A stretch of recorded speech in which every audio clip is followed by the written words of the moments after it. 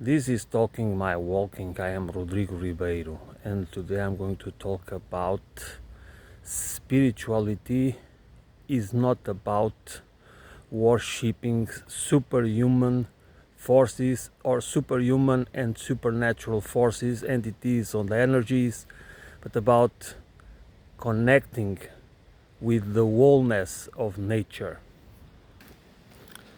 The more we recognize that we are part of nature, and we do not, however we whatever we believe about ourselves, on our origins, our genesis, it is connected with nature, because even in the possibility that there was a God, a creator that created nature, they created the human being and nature and all the living beings on this planet and elsewhere. So we don't need, if we develop our connection, a conscious connection with nature, that we, through having a social system, an economic and political system that rewards it, that our spiritual development will be the result. That we don't need to imagine, to use our imagination and create super entities, and as this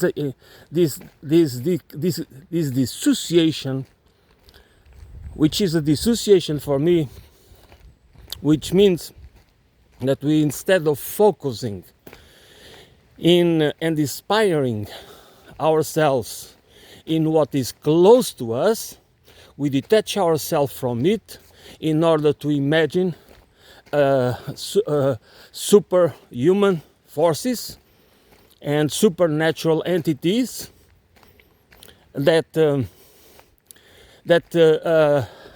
are supposed to be important, while we disconnect ourselves from what really matters, which is life and nature. All agrarian and pre-agrarian societies worship nature. You know, they knew the cycles of nature were important because there are different. Nature is always it's not static, or there are always changes going on, and there was the to pay respect to the generosity of Earth, to provide the food and everything that is needed for survival, and there was that connection, and of course there was always the imagination of super forces and entities, but they were connected with life and nature itself. They were not abstract forces or super beings, super entities that seem to be above and beyond nature. And that's in my perspective an important point, because it, instead of connecting us to the forces of life, we connect ourselves to forces that we cannot, that we try hard to imagine they exist. It doesn't matter if they exist or not, because the most important that is that we have a life, that we engage in behaviors that make ourselves better human beings, more connected human beings that understand the wholeness of life and nature, human beings that do not worship, that have replaced the worship of nature. This is wrong, because I do not think that nature is supposed to be, we're supposed to be worship nature. As we should not worship technology, but we do.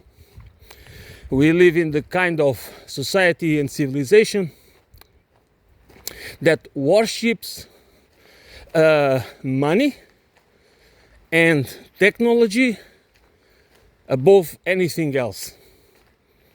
This is the truth. And we see, and which means that what we are worshipping is the two most important elements or factors or a reality that justifies our manipulation of everything, the transformation of everything into resources, including human beings, of course, and feeling entitled to destroy and for profit and for the accumulation of wealth and power and control. We feel entitled to do it, and we justify it or use legal systems and moral codes to justify it and glorify it. And that's what we do. And then alternatively, we have these ideas of reconnecting us to the supernatural forces and superhuman entities or energies that are supposed to be the essence of life. They are supposed to be the forces we create. We believe that we are connecting to ourselves, to the essence of life.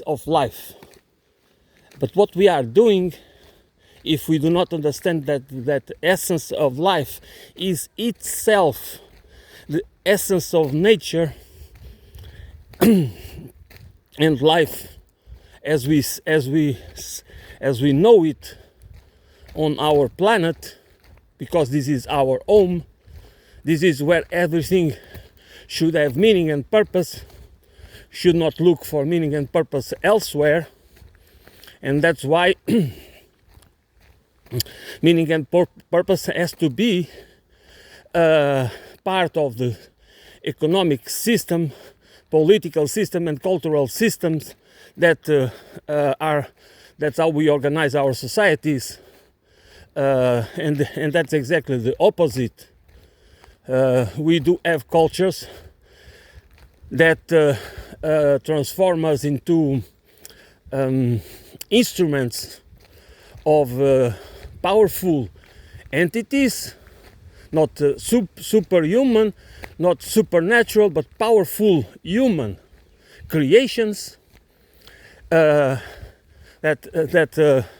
have the power to control the masses and to use the power to control and exploit the masses through a variety of means, which includes the manipulation through narratives and manufacture scarcity for the accumulation of wealth and power and control, which is part of the problem we have these days,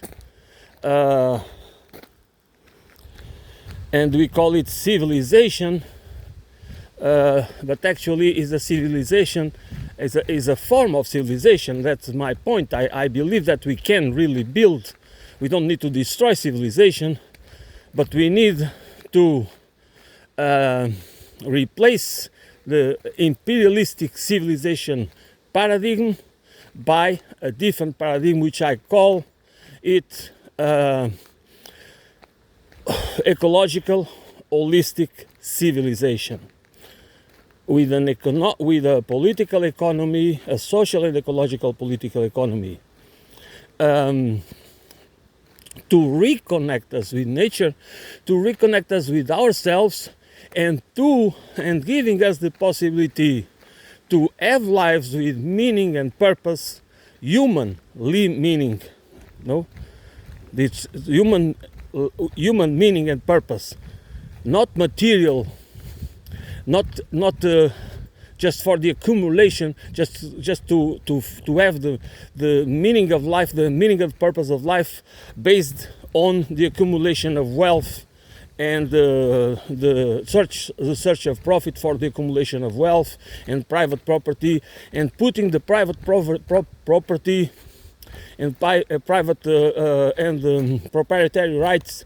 above anything else on this planet, because it is exactly what's most important on our historic moment for most people on this earth, on the planet Earth, is the primacy of private property and the accumulation of wealth. And most people that are poor and exploited, they would like to be rich. And the reason why so many people that use religion and spirituality, they paint themselves, they are intelligent people, but they are opportunists, and they use religion and spirituality for the purpose of personal gain, to become wealthy, and telling people that they will also become wealthy if they will follow them, of course. So this is just people do not reconnect with life and nature, nor they develop their spirituality at least in large scale in this kind of environment, because this is the kind of socio-cultural and economic and political environment that doesn't allow people, that does disconnect people. That's the consequences of our system, is to disconnect people from each other. And that's why this is important, because this also has to do with why we are not able to associate, to unite and organize and imagine a different society in a serious way. That's why this atomization is a process of dissociation from the wholeness of life and nature, and from our innate social condition. And why do we isolate ourselves? We isolate ourselves because we don't see that our relations, our social relations, are creative, and they are the right bonds. Because people are competing for something that sometimes is so stupid, arguing instead of discussing, being open, being closed instead of being open.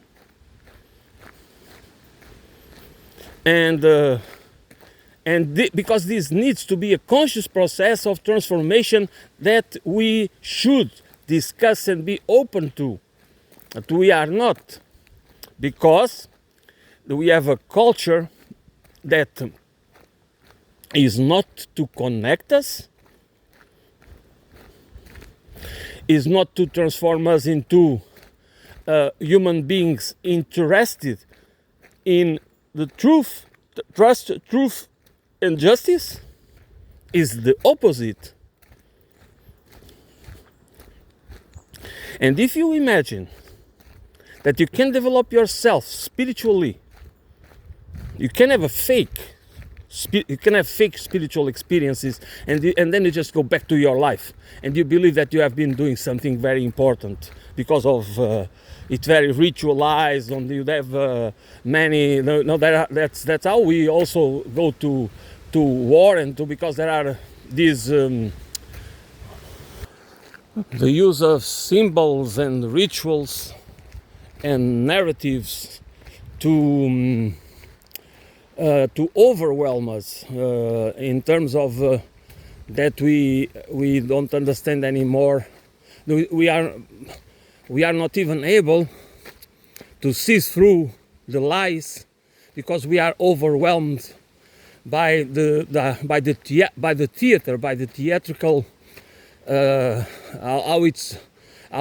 everything is put together to overwhelm our senses and exploit our feelings and capture our minds. We keep repeating the same mistakes and errors because not because of our innate condition, but because of the systems that we repeat.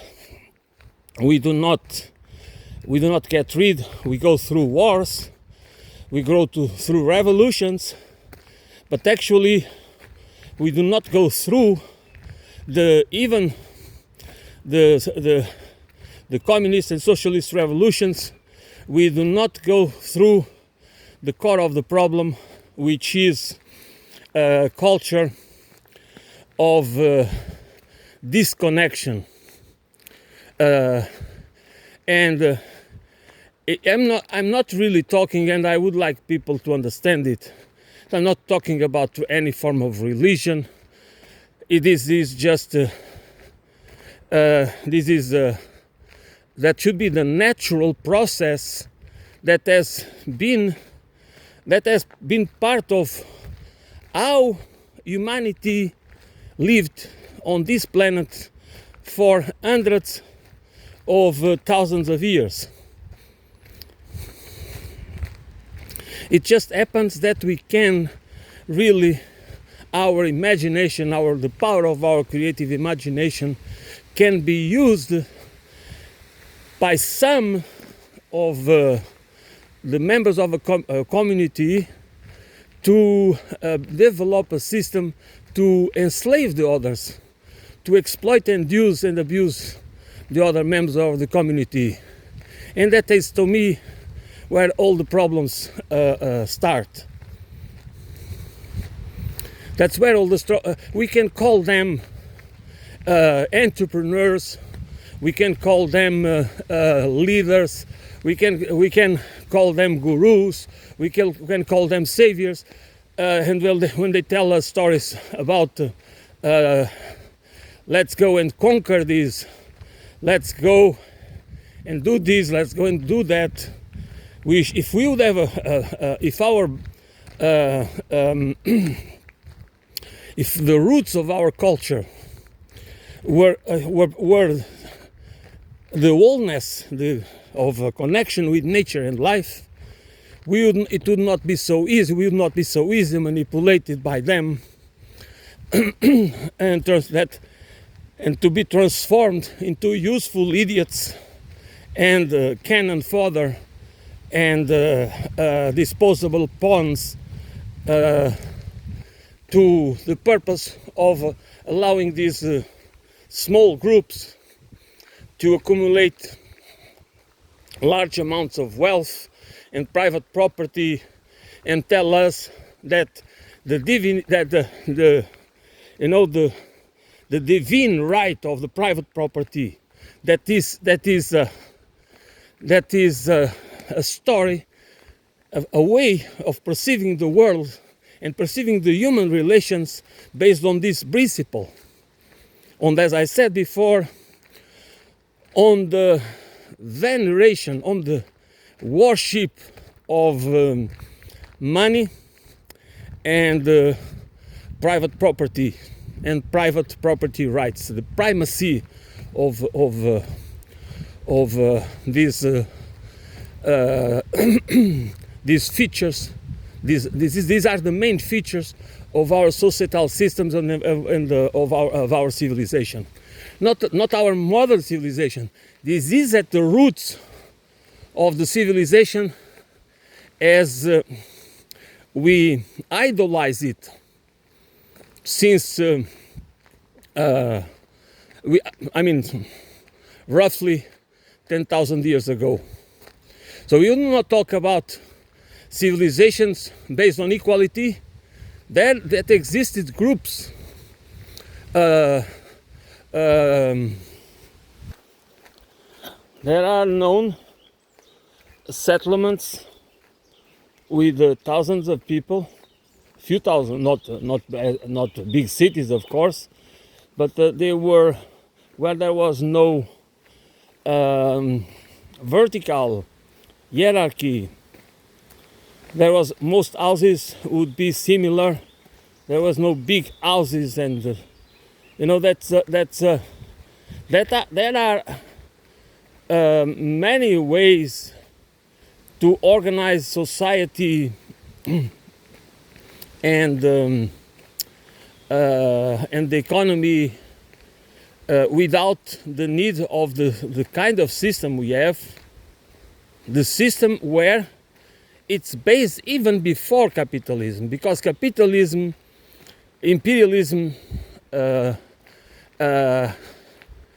is,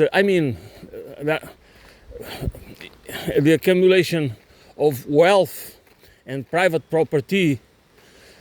If the definition of capitalism, the basic definition of capitalism is the accumulation of wealth and private property, so that goes back far, okay?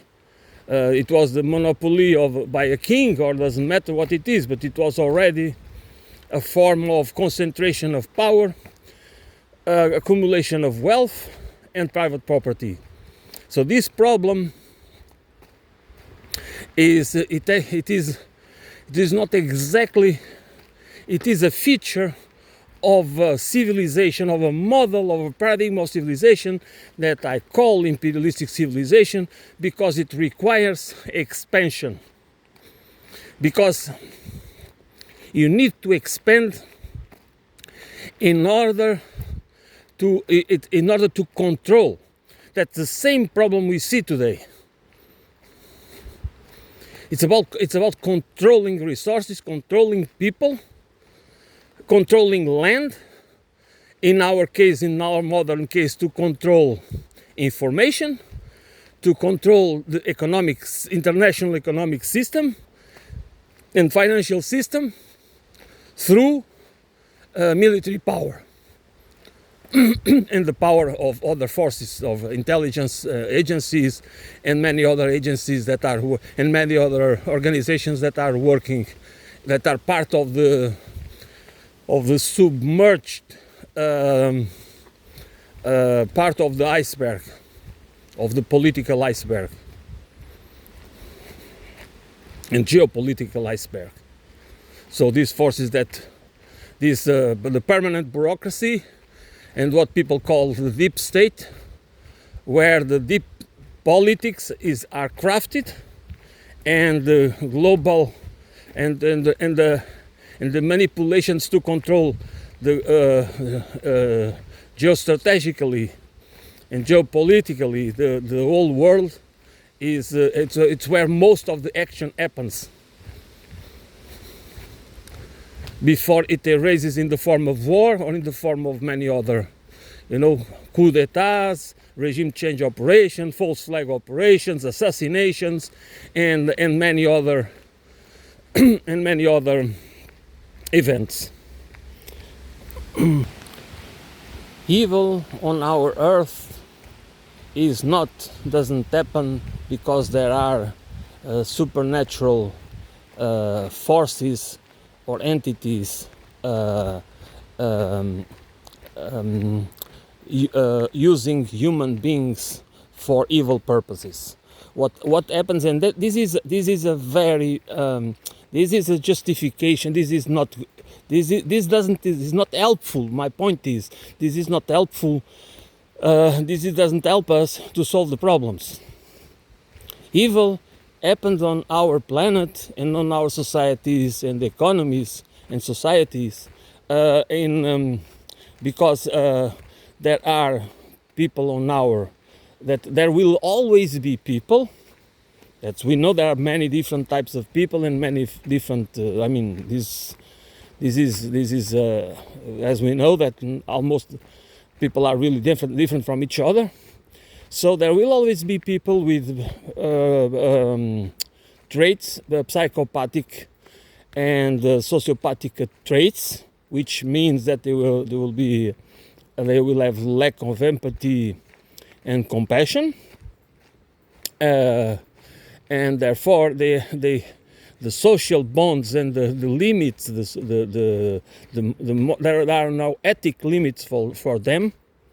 Naturally, they don't have it. So these people will always do evil things if at the same time if it happens that they accumulate these traits, okay, with extreme ambition and the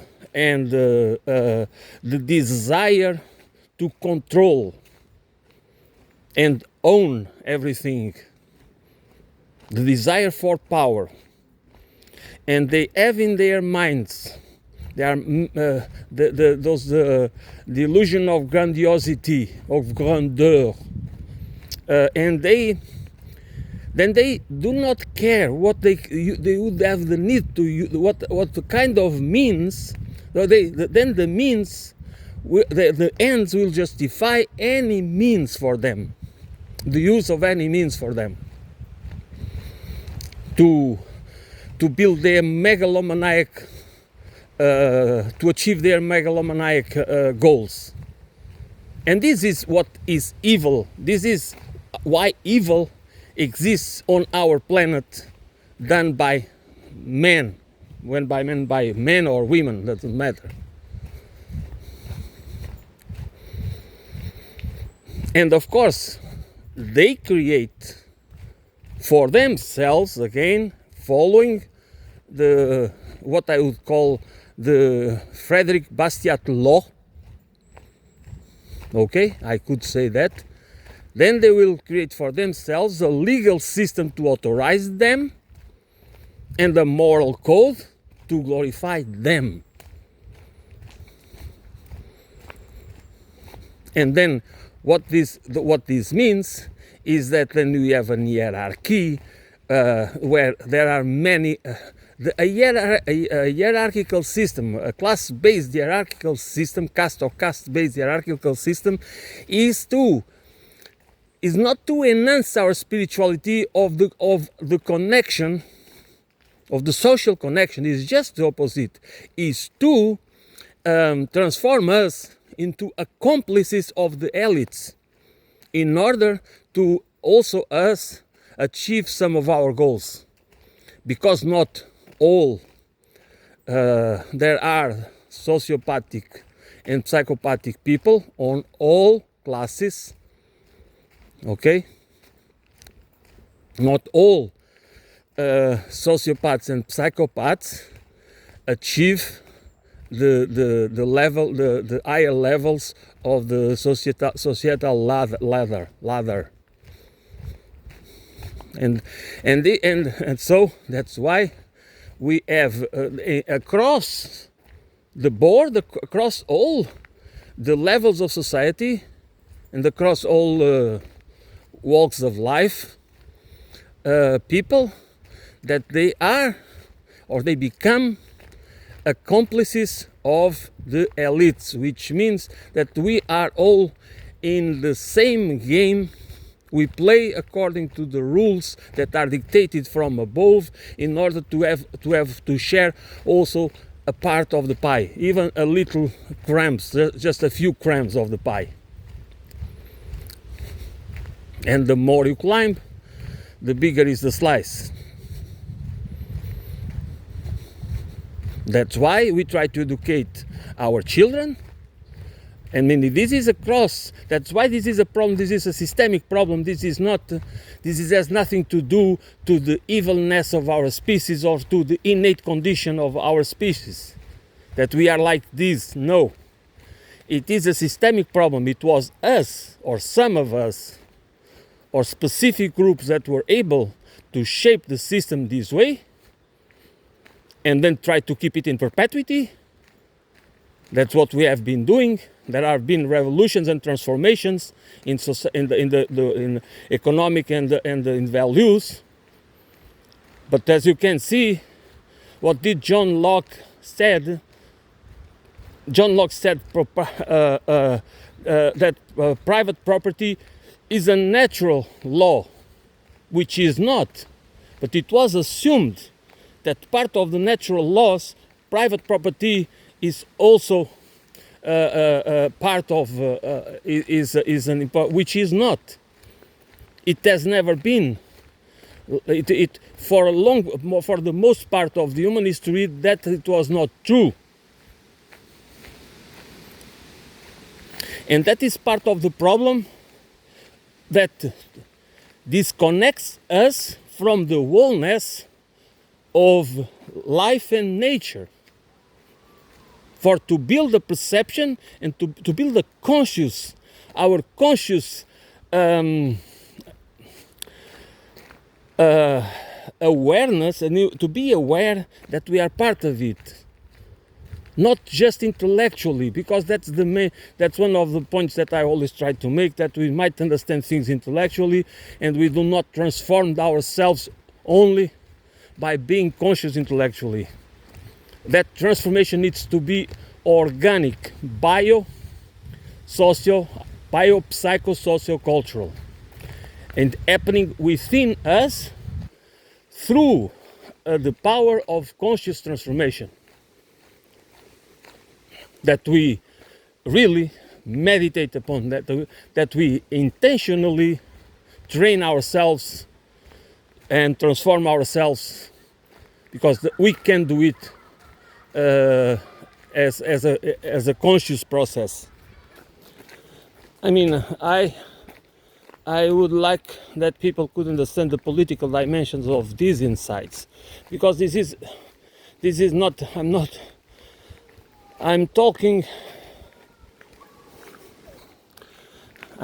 about the political implications, because if we would understand that we are political beings, and as political beings, due to our deep social nature and dependency and interdependency, we can save ourselves through the development and of a political system that it helps us to develop a true a spiritual societal system. We don't need to go anywhere to look for spirituality. It needs to be part our spiritual development of our political, socio-economic and cultural system. We don't need to go to any special place, whether it is in our because it has to be encapsulated in our societal systems and civilization. That's the point. Religion has always been political, and so we don't need theocracies in order to have religion as a political to use that elites. We don't need a theocracy in order to use religion as a political force or tool, because we have been using it all the time across the kind of civilization we doesn't matter. You can, because people do think that the other religions, it's like they are better than they are more. No, that's the problem is the society, our society and the economy is organized. The problem is always political, and religion has always been used to justify inequality, to justify injustice, to justify exploitation, enslavement, to justify the control of resources and the private accumulation of wealth and property. And that's why politics is always at the center of every awareness, of every solution that we can.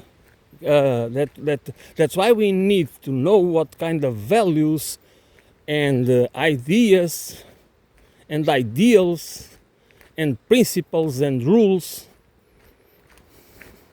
and how to organize and unite around them in order to build, to design, build and implement a civilization and a societal system and an economy that really serves human beings and within the ecosystem limits, within the limits of the ecosphere. And then that has nothing to do with greening the economy. I mean, it is. I don't want to say that greening the economy is not part of the. But it's not the solution. Is part of the solution. Can be part of the solution. But an ecological civilization that is not holistic, which means that the economy, the culture, is not based on the wholeness, the wholeness of life and nature, that as we human beings part of it, we are going to be always doomed, because then we will be repeating the same mistake with a new facade. You know, that we uplift the facade, but we keep the same vices, the same dysfunctions, and then we just wait until, and then we always think the same thing, that the problem is us. We do not understand that the power of the systems we create. Of course, the systems are created by us, but again, they are created most of the time not by us collectively, or our collective influence. Influence is not the most important force in the creation of the systems, of the economic, societal, and political systems that are imposed upon us. And then we are just supposed to obey and comply, to adapt, which means that we are only supposed to be cogs, and we are supposed to be consumers and spectators, passive spectators and active consumers, and stupid laborers, which means that we are supposed to put up with bullshit jobs, as David Graeber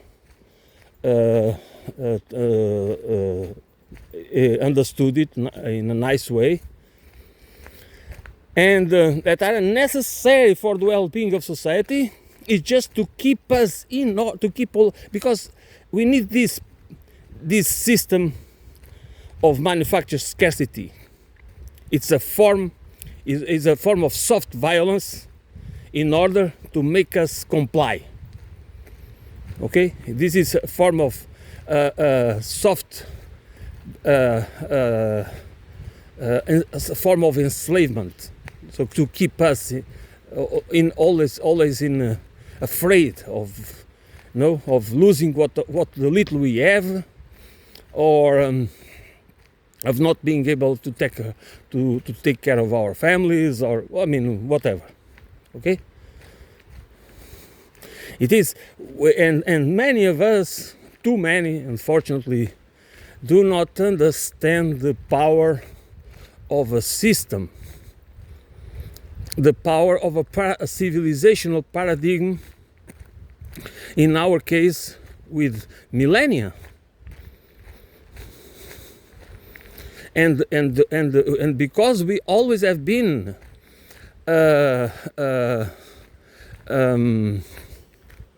glorifying empires, you know, in the sense that they should be perceived as forces to spread civilization against barbarism and against savagery, you know, because there was these creatures living in nature. They look like us to some extent, but they are savages. Just because we could create this system, this hierarchical system, where we can allow some among us to use their talents, to develop their talents, to have the time and the resources to develop their talents. Therefore, they can create artistic works and engineering and architecture and science and mathematics and philosophy and politics and all these things that we idolize. And that makes us think, or they makes believe, that there is to be something special about the peoples that develop this kind of civilization, this kind of structures, organized structures, that produce such beautiful, these huge buildings, this beautiful architecture. So there must be something special about. Well, yeah, yes. What is special about us is that by hierarchizing our societies, we just allow the many to be the mules. And if you think that among the many there are no people with talents, no, they exist, but they do not have the opportunity to develop them, because life circumstances are very important. Even it doesn't matter how smart you are or how genial. You can be a genius and you might not be able never to develop your talents, your skills. That is more often than we most of the time imagine. Because we are all supposed to believe that if you work hard enough, if you are diligent enough, we will end up succeeding. That is not true for most of us, and not because we are stupid, or not because it doesn't mean that there are a lot of stupid people in the world, unfortunately, but there are many talented people that never have the opportunity to get anywhere. And because there is one feature in our system, that it only allows a certain types of people to succeed. And among them are exactly the ones that are able to comply in order to achieve success, because they don't care. They just focus in their objectives, and they don't care about the rest. And also, of course, the ones that are very ambitious and also show traits, sociopathic and psychopathic traits, and because of our society are tailored to reward the people that comply, that work, operate within these boundaries, not the ones that ask inconvenient questions and try to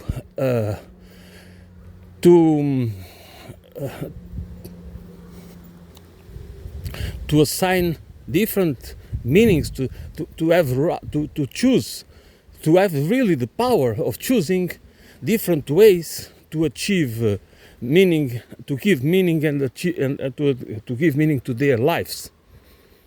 Those, especially those that are smart enough to understand how this society works, of course, how can they succeed if they don't see success in the same way that it is supposed that success in life is not to screw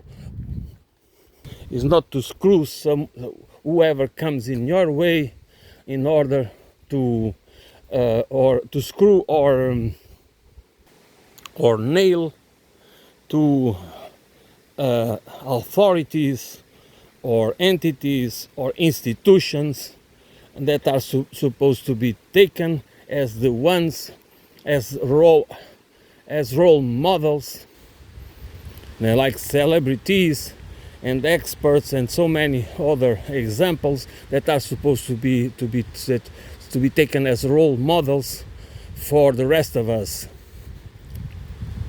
That's why it is very difficult for the ones that not because they are better, their nature is better than it's not because they have a different nature or are part of a different human subspecies, but they are more sensitive to justice, truth, and trust, and they need it in their own lives, and they feel, and then they cannot put up or comply with the reality of the system, of the social, economic, and political and cultural system where they need to survive, because nobody lives in the social void. Even if you live in the middle of the woods, you do not live in the social void. And because, as I repeated so many times, we all are bits and pieces of other people's experience and knowledge. I'm going to end it here today. Thanks for listening. I will be back soon.